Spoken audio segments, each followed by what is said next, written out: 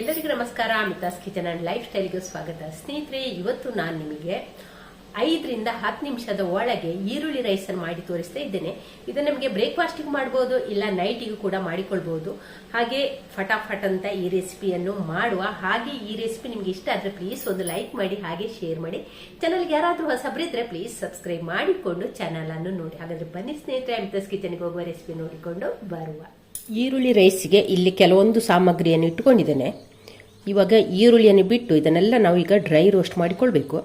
ಇಲ್ಲಿ 1 ಟೇಬಲ್ ಸ್ಪೂನಷ್ಟು ಕಡಲೆಬೇಳೆ ತಗೊಂಡಿದ್ದೇನೆ, 1/4 ಟೀ ಸ್ಪೂನಷ್ಟು ಮೆಂತೆ, 1 ಟೀ ಸ್ಪೂನಷ್ಟು ಜೀರಿಗೆ, 1 ಟೇಬಲ್ ಸ್ಪೂನಷ್ಟು ಉದ್ದಿನಬೇಳೆ, 3 ಟೇಬಲ್ ಸ್ಪೂನಷ್ಟು ಧನಿಯಾ, ಕೊತ್ತಂಬರಿ, ಹಾಗೆ ಬ್ಯಾಡಗೆ ಮೆಣಸನ್ನು ತಗೊಂಡಿದ್ದೇನೆ, ಹಾಗೆ 3 ಕಡ್ಡಿ ಕರಿಬೇವು. ಹಾಗೆ ಇದನ್ನು ಮಾತ್ರ ಈರುಳ್ಳಿಯನ್ನು ಬಿಟ್ಟು ಉಳಿದದನ್ನೆಲ್ಲ ನಾವೀಗ ಡ್ರೈ ರೋಸ್ಟ್ ಮಾಡಿಕೊಳ್ಳುವ. ಇವಾಗ ಇಲ್ಲಿ ಬ್ಯಾಡಗೆ ಮೆಣಸನ್ನು ಹಾಕ್ತಿದ್ದೇನೆ. ಒಂದು 10 ರಿಂದ 15 ಬ್ಯಾಡಗೆ ಮೆಣಸು ಉಂಟು. ಅದನ್ನೀಗ ಫಸ್ಟಿಗೆ 1 ನಿಮಿಷ ನಾವು ಇದನ್ನೀಗ ಫ್ರೈ ಮಾಡುವ. ಬೇವು ಸೊಪ್ಪನ್ನು ಹಾಕ್ತಾ ಇದ್ದೇನೆ. ಒಂದು 2 ಕಡ್ಡಿ ಬೇವು ಸೊಪ್ಪನ್ನು ಹಾಕಿಕೊಳ್ಳುವ. ಕಡಲೆಬೇಳೆ 1 ಟೇಬಲ್ ಸ್ಪೂನಷ್ಟು ಕಡಲೆಬೇಳೆ, 1 ಟೇಬಲ್ ಸ್ಪೂನಷ್ಟು ಉದ್ದಿನ ಬೇಳೆಯನ್ನು ಕೂಡ ಹಾಕಿಕೊಳ್ತಾ ಇದ್ದೇನೆ. ಹಾಕಿ ಒಮ್ಮೆ ಫ್ರೈ ಮಾಡುವ. ಇದನ್ನು ಸ್ವಲ್ಪ ಕೆಂಪಗಾಗೋ ತನಕ ಫ್ರೈ ಮಾಡಿದರೆ ಆಯಿತು. ಇಲ್ಲಿ ಉದ್ದಿನ ಬೇಳೆ ಎಲ್ಲ ಹಾಕಿ 1 ನಿಮಿಷ ನಂತರ ನಾನಿಲ್ಲಿ ಮೆಂತೆ 1/4 ಟೀ ಸ್ಪೂನಷ್ಟು ಮೆಂತೆ, ಜೀರಿಗೆಯನ್ನು ಹಾಕ್ತಾ ಇದ್ದೇನೆ. ಇಂಗು ತಗೊಂಡಿದ್ದೇನೆ, ಒಂದು ನೋಡಿ ನೆಲಕಡಲೆ ಗಾತ್ರದ್ದು ಇಂಗು. ಇಂಗನ್ನು ಮೊದಲೇ ಹಾಕಬೇಕಿತ್ತು. ಹಾಕಿ ಒಮ್ಮೆ ಚೆನ್ನಾಗಿ ಫ್ರೈ ಮಾಡುವ. ಇಂಗು ಪೌಡ್ರ್ ಕೂಡ ಹಾಕಿಕೊಳ್ಬೋದು. ಪೌಡ್ರಿಗಿಂತ ಗಟ್ಟಿ ಇಂಗೆ ತುಂಬ ಸ್ಟ್ರಾಂಗ್, ಹಾಗೆ ನಾನು ಹೆಚ್ಚಾಗಿ ಗಟ್ಟಿ ಇಂಗನ್ನೇ ಬಳಸೋದು. ಈ ಪೌಡ್ರನ್ನು ಮಾಡಿ ಇಟ್ಕೊಂಡ್ರೆ ನಮಗೆ ಈರುಳ್ಳಿ ರೈಸಿಗೂ ಆಗ್ತದೆ, ಸಾಂಬಾರಿಗೂ ಕೂಡ ಆಗ್ತದೆ. ಹಾಗೆ ನಾನಿಲ್ಲಿ ಸ್ವಲ್ಪ ಜಾಸ್ತಿ ಪ್ರಮಾಣದಲ್ಲಿ ಮಸಾಲೆಯನ್ನು ಹಾಕಿ ಹುರಿತಾ ಇದ್ದೇನೆ. ಇಷ್ಟು ಪೂರ್ತಿ ನಮಗೆ ಈರುಳ್ಳಿ ರೈಸಿಗೆ ಬೇಡ. ನೀವು ಕೂಡ ಪೌಡ್ರ್ ಮಾಡೋದು ಒಂದು ಸ್ವಲ್ಪ ಜಾಸ್ತಿ ಮಾಡಿಟ್ಕೊಳ್ಳಿ. ಇದು ನಮ್ಮಲ್ಲಿ ಇದ್ರೆ ಉಂಟಲ್ಲ, ನಮಗೆ ಪಕ್ಕ ಒಂದು ಸಾಂಬಾರು ಕೂಡ ಮಾಡಿಕೊಳ್ಬೋದು. ಬೇಳೆ ತರಕಾರಿ ಎಲ್ಲ ಬೇಯಿಸಿಕೊಂಡು ಸಾಂಬಾರು ಮಾಡಿಕೊಳ್ಬೋದು. ತುಂಬ ಒಳ್ಳೆಯದಾಗ್ತದೆ ಈ ಸಾಂಬಾರು ಕೂಡ. ಇಂಗು ಹಾಕಲೇಬೇಕು, ಇಂಗನ್ನು ಸ್ಕಿಪ್ ಮಾಡಲಿಕ್ಕಿಲ್ಲ. ಇಂಗು ಹಾಕಿದರೆ ಮಾತ್ರ ಟೇಸ್ಟು ಸಾಂಬಾರಿಗಿರ್ಬೋದು, ಈ ರೈಸಿಗಿರ್ಬೋದು ಟೇಸ್ಟ್ ಚೆನ್ನಾಗಿರ್ತದೆ. ಇವಾಗ ಇದಕ್ಕೆ 3 ಟೇಬಲ್ ಸ್ಪೂನ್ನಷ್ಟು ಕೊತ್ತಂಬರಿಯನ್ನು ಕೂಡ ಸೇರಿಸ್ತಾ ಇದ್ದೇನೆ. ಕೊತ್ತಂಬರಿ ಜಾಸ್ತಿ ಫ್ರೈ ಆಗಬೇಕು ಅಂತೇನಿಲ್ಲ. ನೋಡಿ ಮಸಾಲೆ ಎಲ್ಲ ಚೆನ್ನಾಗಿ ಫ್ರೈ ಆಗಿದೆ. ಉದ್ದಿನಬೇಳೆ ಕಡಲೆಬೇಳೆ ಎಲ್ಲ ಕೆಂಪಗಾಗಿದೆ. ಇವಾಗ ಇಲ್ಲಿ ಸ್ಟವ್ ಆಫ್ ಮಾಡ್ತಾ ಇದ್ದೇನೆ. ಈ ಬಾಣಲಿಯಲ್ಲಿ ಒಂದು ಸ್ವಲ್ಪ ಹೊತ್ತು ಹೀಗೆ ನಾವು ಫ್ರೈ ಮಾಡುವ. ಇದರ ಬಿಸಿಯಲ್ಲೇ ಕೊತ್ತಂಬರಿ ಕೂಡ ಬಿಸಿ ಆಗ್ತದೆ. ವೆಜ್ ರೆಸಿಪಿಗೆಲ್ಲ ಕೊತ್ತಂಬರಿಯನ್ನು ಉಂಟಲ್ಲ, ಒಂದು ಜಾಸ್ತಿ ಫ್ರೈ ಮಾಡಬೇಕು ಅಂತಿಲ್ಲ, ಒಂದು ಸ್ವಲ್ಪ ಫ್ರೈ ಆದರೆ ಸಾಕಾಗ್ತದೆ. ಹೀಗಿರಲಿ. ಇನ್ನು ಇದನ್ನು ನಾವು ಪೂರ್ತಿ ತಣ್ಣಗಾಗಲಿಕ್ಕೆ ಬಿಡುವ. ತಣ್ಣಗಾದ ನಂತರ ಇದನ್ನು ನಾವು ಪೌಡ್ರ್ ಮಾಡಿಕೊಂಡ್ರೆ ಆಯಿತು. ಇವಾಗ ಇಲ್ಲಿ ತಣ್ಣಗಾದಂಥ ಮಸಾಲೆಯನ್ನೆಲ್ಲ ಮಿಕ್ಸರ್ ಜಾರಿಗೆ ಹಾಕಿಕೊಳ್ಳುವ. ಮೆಣಸನ್ನು ಕಟ್ ಮಾಡಿ ಹಾಕಿಕೊಳ್ಳುವ, ಬೇಗನೆ ಪೌಡ್ರ್ ಆಗ್ತದೆ. ಹಾಗೆ ಇಲ್ಲಿ ನಾನು ಈ ಬಿಸಿಗೆ ಒಂದು 1/4 ಟೀ ಸ್ಪೂನಷ್ಟು ಅರಶಿನ ಹುಡಿಯನ್ನು ಕೂಡ ಹಾಕಿದ್ದೇನೆ. ಇವಾಗ ಇದನ್ನೆಲ್ಲ ಜೊತೆ ಮಾಡಿ ಮಿಕ್ಸರ್ ಜಾರಿಗೆ ಹಾಕಿಕೊಳ್ಳುವ. ಹಾಕಿ ಇದನ್ನು ಪೌಡ್ರ್ ಮಾಡಿಕೊಂಡು ನೋಡಿ, ಮಸಾಲೆಯನ್ನೆಲ್ಲ ಪೌಡ್ರ್ ಮಾಡಿಕೊಂಡಾಯಿತು. ಈ ರೀತಿ ಪೌಡ್ರ್ ಮಾಡಿಕೊಂಡಿದ್ದೇನೆ ನಯವಾಗಿ. ಇವಾಗ ಇದನ್ನು ನಾವು ಪಕ್ಕಕ್ಕೆ ಇಟ್ಕೊಳ್ಳುವ. ಇಲ್ಲಿ ಸೋನಾ ಮಸೂರಿ 2 ಪಾವು ಅಕ್ಕಿದು ಅನ್ನ ಮಾಡಿ ಇಟ್ಕೊಂಡಿದ್ದೇನೆ. ಅನ್ನ ಮಾಡೋಕೆ ಒಂದು ಸ್ವಲ್ಪ ತೆಂಗಿನೆಣ್ಣೆ ಮತ್ತು ಉಪ್ಪು ಹಾಕಿ ಅನ್ನ ಮಾಡಿ ಇಟ್ಕೊಂಡಿದ್ದೇನೆ. ನೋಡಿ ಹೀಗೆ ಉದುರಾಗಿದೆ. ನಿಮ್ಮಲ್ಲಿ ಉಳಿದಿರುವ ಅನ್ನದಿಂದ ಕೂಡ ಮಾಡ್ಬೋದು. ನೋಡಿ ಇವಾಗ ಅನ್ನ ಸಾಂಬಾರು ಪೌಡರ್ ಎಲ್ಲ ರೆಡಿಯಾಗಿದ್ರೆ ಉಂಟಲ್ಲ, ನಮಗೆ 5 ರಿಂದ 10 ನಿಮಿಷ ಈ ಈರುಳ್ಳಿ ರೈಸ್ ರೆಡಿ ಆಗ್ತದೆ. ನೋಡಿ ಅನ್ನ ಕೂಡ ಹೀಗಾಗಿದೆ. ನೀವು ಆಗಿಂದಾಗ ಅನ್ನ ಮಾಡಿದ್ರೆ ಅನ್ನ ತಣ್ಣಗಾಗಿರಬೇಕು. ತಣ್ಣಗಾಗಿದ್ರೆ ಚೆನ್ನಾಗಿ ಉದುರು ಬರ್ತದೆ. ನೋಡಿ ಇನ್ನು ಇದನ್ನು ನಾವು ಬಾಣಲೆಯನ್ನು ಇಟ್ಟಿದ್ದೇನೆ. ಅದಕ್ಕೊಂದು 2 ಟೇಬಲ್ ಸ್ಪೂನಷ್ಟು ಎಣ್ಣೆಯನ್ನು ಹಾಕ್ತಿದ್ದೇನೆ. ಇಲ್ಲಿ ನಾನು ಕೊಬ್ಬರಿ ಎಣ್ಣೆಯನ್ನು ಹಾಕ್ತಿದ್ದೇನೆ. ನೀವು ಎಣ್ಣೆ ಬದಲು ತುಪ್ಪ ಕೂಡ ಹಾಕಿಕೊಳ್ಬೋದು, ಯಾವುದೇ ಕುಕ್ಕಿಂಗ್ ಆಯಿಲ್ ಆಗ್ತದೆ. ಎಣ್ಣೆ ಚೆನ್ನಾಗಿ ಕಾಯಬೇಕು. ಇವಾಗ ಇಲ್ಲಿ ಕಾದಂಥ ಎಣ್ಣೆಗೆ 1 ಟೀ ಸ್ಪೂನಷ್ಟು ಸಾಸಿವೆ ಹಾಕ್ತಾ ಇದ್ದೇನೆ. ಹಾಗೆ ನೆಲಕಡಲೆ ಬೀಜ ಇದ್ರೆ ಹಾಕಿಕೊಳ್ಬೋದು, ಇಲ್ಲ ಇದ್ರೆ ಹಾಕದಿದ್ರೂ ನಡೀತದೆ. ಹಾಕಿ ಒಮ್ಮೆ ಫ್ರೈ ಮಾಡುವ. ಸಾಸಿವೆ ಚಟಪಟ ಅಂತ ಹೇಳ್ತಾ ಉಂಟು. ಇವಾಗ 1 ಟೀ ಸ್ಪೂನಷ್ಟು ಕಡಲೆಬೇಳೆ, 1 ಟೀ ಸ್ಪೂನಷ್ಟು ಉದ್ದಿನಬೇಳೆಯನ್ನು ಕೂಡ ಹಾಕ್ತಾ ಇದ್ದೇನೆ. ಹಾಕಿ ಒಮ್ಮೆ ಕಡಲೆಬೇಳೆ ನೋಡಿ ಚೆನ್ನಾಗಿ ಕೆಂಪಗಾಗಿದೆ. ಈ ಹೊತ್ತಿಗೆ ಇಲ್ಲಿ ಬೇವು ಸೊಪ್ಪನ್ನು ಹಾಕ್ತಿದ್ದೇನೆ.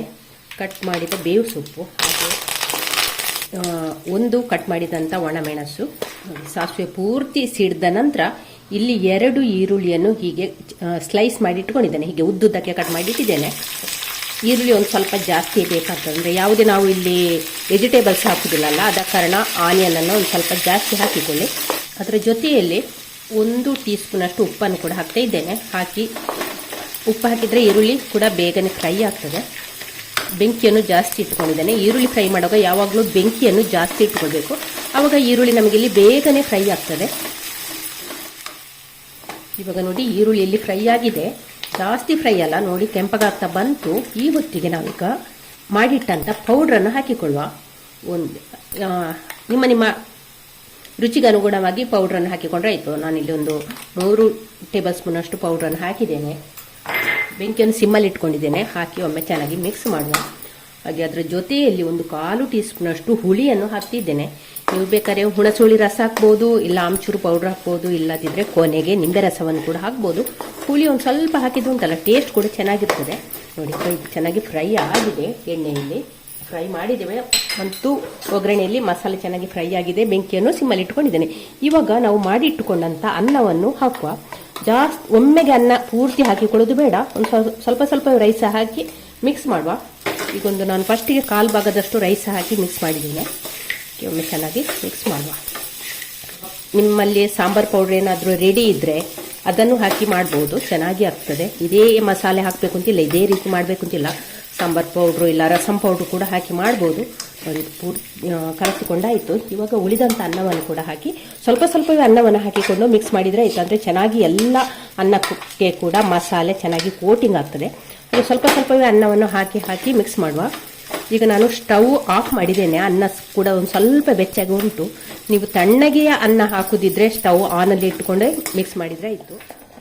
ಇವಾಗ ಇದಕ್ಕೆ ಬೆಲ್ಲದ ಪೌಡ್ರನ್ನು ಹಾಕ್ತಿದ್ದೇನೆ.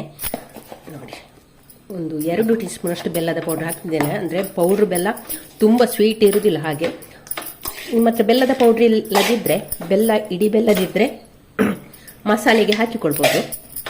ಅದನ್ನು ಚೆನ್ನಾಗಿ ಮಿಕ್ಸ್ ಮಾಡುವ. ನೋಡಿ ಸ್ನೇಹಿತರೆ, ನಮ್ಮ ಈರುಳ್ಳಿ ರೈಸ್ ರೆಡಿ ಆಯಿತು. ಈರುಳ್ಳಿ ಫ್ರೈ ಆಗಬೇಕು, ಚೆನ್ನಾಗಿ ಫ್ರೈ ಆದರೆ ಮಾತ್ರ ನಿಮಗೆ ಈರುಳ್ಳಿ ರೈಸ್ ಇದು ಪರಿಮಳ ಬರ್ತದೆ, ಇಲ್ಲ ಇದ್ರೆ ಈರುಳ್ಳಿದು ಪರಿಮಳ ಬರುವುದಿಲ್ಲ.